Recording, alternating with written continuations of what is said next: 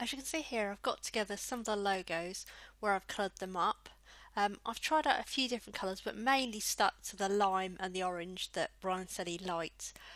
So what you can do now is take the logos in turn, just copy them, and then paste them onto a page of their own each.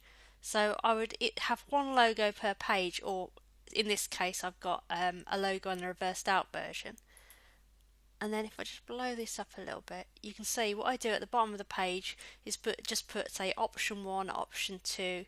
So then if you're talking either via email or over Skype, it's much easier just to say, oh, I like option 2, or I don't like this about option 2. And you can create extra pages just by going to Window, Artboards. Obviously you can see I've got 6 already.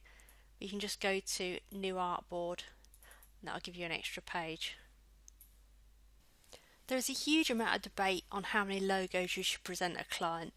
It can go from anywhere from people saying you should present 1 or 2 ideas to people who present 10 or more.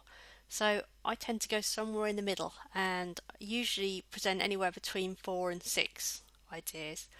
As you can see here, like I mentioned before, I've got each logo on a page, and the best thing to do is just save out these pages as a PDF, and it's much easier then to send that to a client because most people can open PDFs.